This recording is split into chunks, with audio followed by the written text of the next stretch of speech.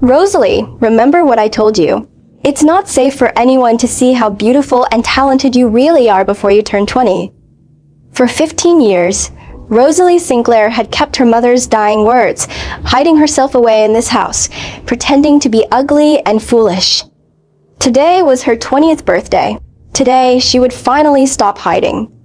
She filled the bathtub, pouring a special cleansing solution into the water. She began to undress, ready for a long, hot bath to scrub away every trace of the hideous makeup from her face. A sharp pounding at the door stopped her. She had no choice but to answer. The haughty housemaid, Aliyah Tucker, stood outside. "Rosalie, what are you doing sneaking around in the storage room? Today is Miss Isabel Hayes' wedding day. If you don't make an appearance, people will say Mrs. Genevieve Hayes is mistreating you. Get to the main parlor, now." It was hardly the way a maid should speak to the daughter of the house. Sneaking around? She'd been shoved into a storage shed out back and forced to live there for 15 years. Ever since her mother died and her stepmother, Genevieve, had wormed her way into the family with her illegitimate daughter, the entire household had treated her with contempt, including her own father, Arthur Hayes. "I'll get changed and be right there," Rosalie said. "With that face, what's there to change? Let's go. The Sterlings have already arrived, and the courthouse registrar is here to handle the marriage license for Mr. Damien Sterling and Miss Isabel Hayes. Your mother wants the whole family to witness this sacred moment." Rosalie sneered inwardly. The Sterlings were the most powerful family in Bridgeford, and their heir, Damien, was the brilliant, elusive man at the helm of their empire. His bride-to-be was Isabel, Bridgeford's most celebrated socialite, and their union was the talk of the town. The media had been relentless, calling them the perfect couple, a match made in heaven. They'd been showered with every cliché in the book.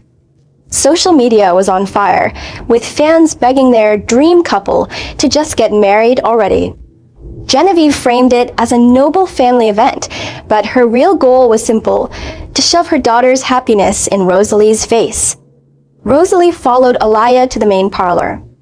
The Hayes house was lavishly decorated, no expense spared for Isabel's grand send-off. Everyone was dressed to the nines.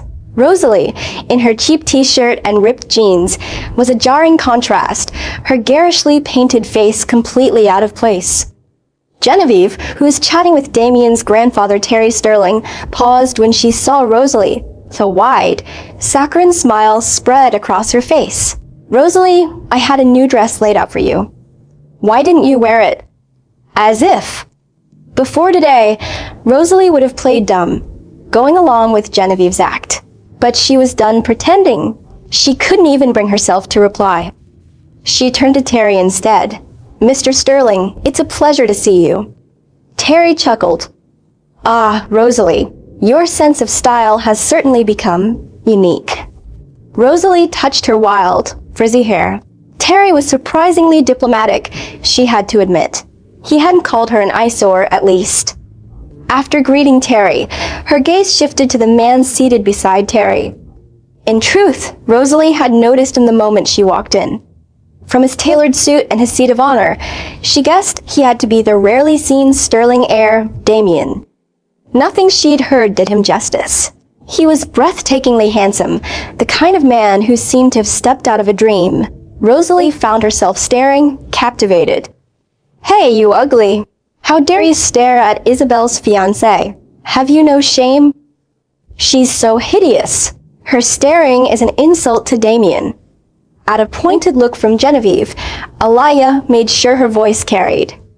Isabel hooked her arm through Damien's in a territorial gesture.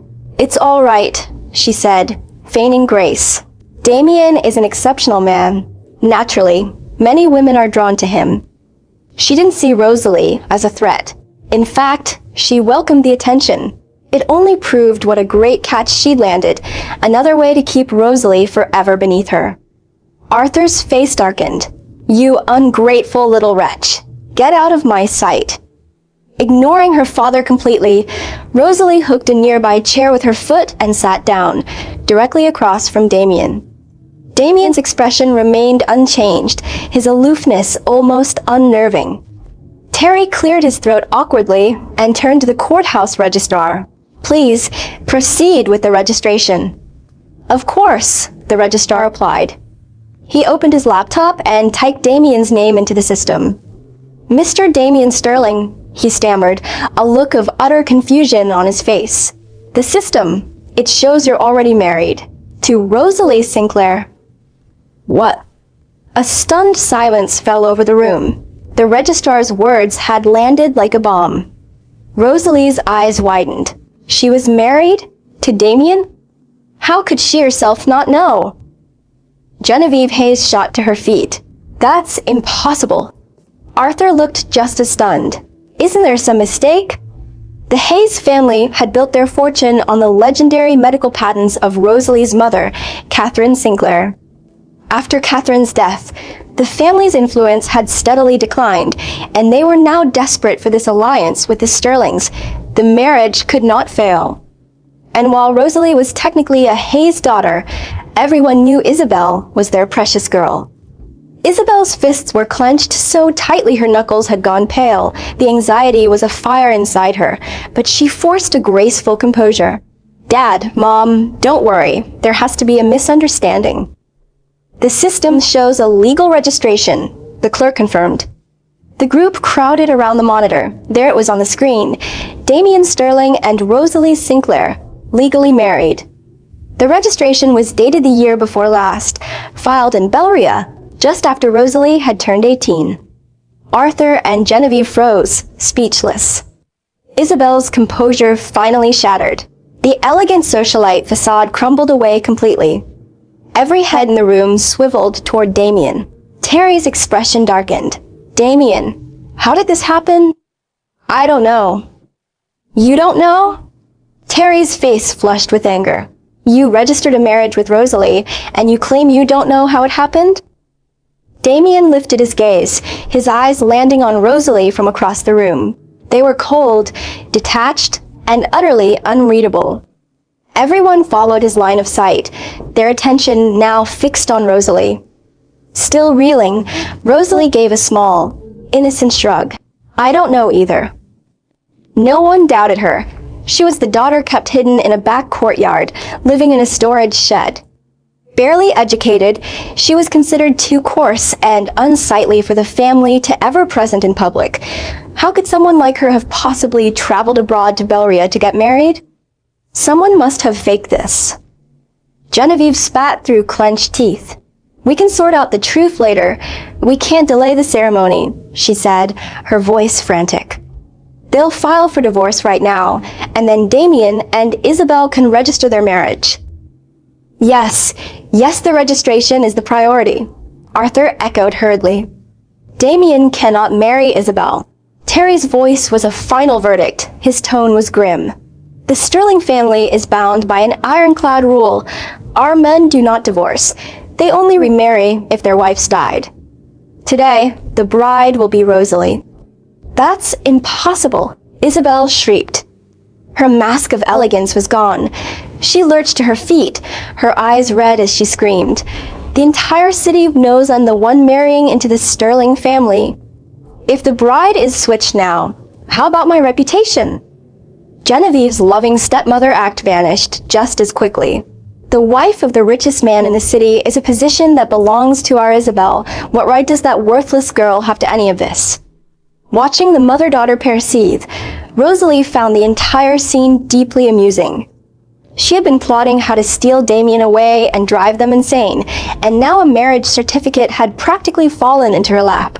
She didn't have to lift a finger.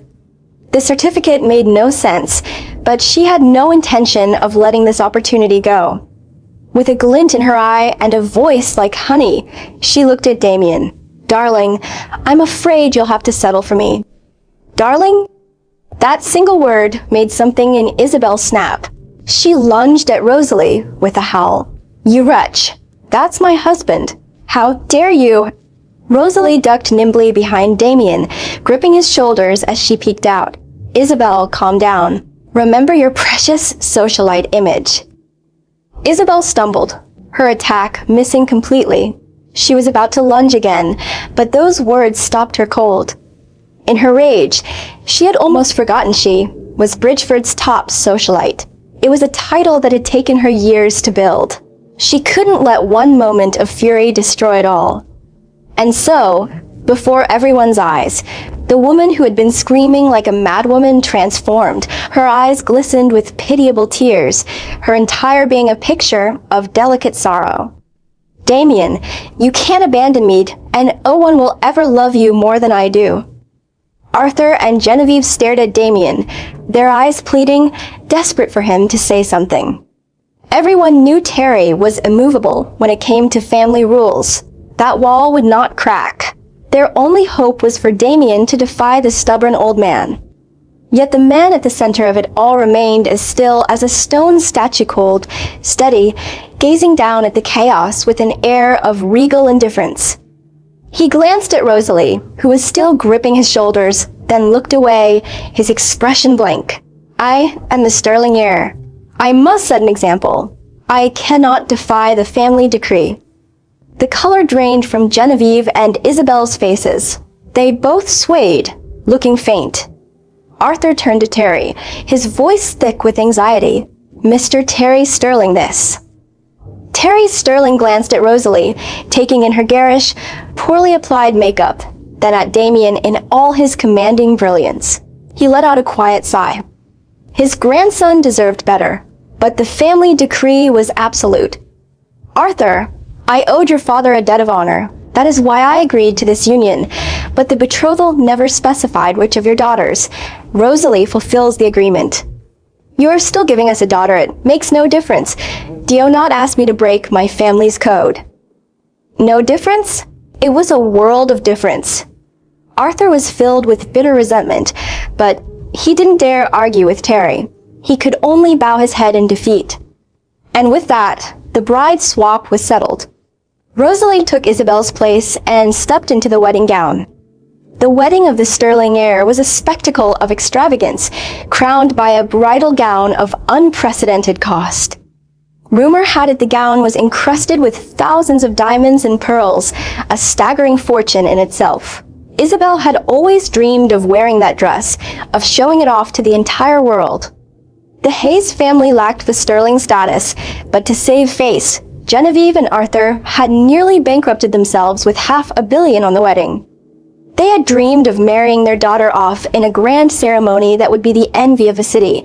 Instead, all that splendor had been handed directly to Rosalie. To see that gown draped over Rosalie's shoulders, and to know their money, the one that had nearly ruined them, was now in her hands, was enough to make the three of them livid. Rosalie, on the other hand, had to suppress a laugh several times. She only just managed to keep a straight face with this stone-cold Damien sitting right beside her. This man was dangerous. She had to be careful. And as for how their marriage was registered in the first place, she needed to look into that. A horde of reporters had gathered outside the Hayes residence.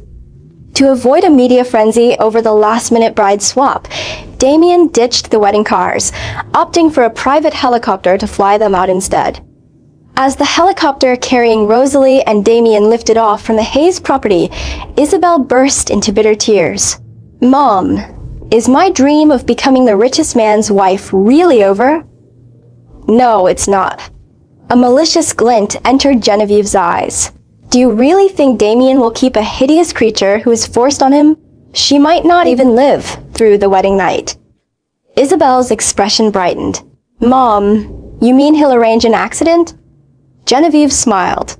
Once Rosalie is dead, Damien will come back for you. Just maintain your reputation as Bridgeford's top socialite, and the title of the richest man's wife will be yours eventually. If Genevieve and Isabel could imagine Damien making himself a widower overnight, so could Rosalie. Although she had never met Damien before, his reputation alone was enough to inspire fear. He was said to be utterly ruthless.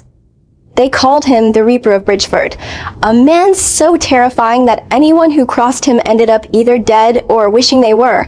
She had no intention of truly provoking him. Throughout the ceremony, she remained quiet and obedient.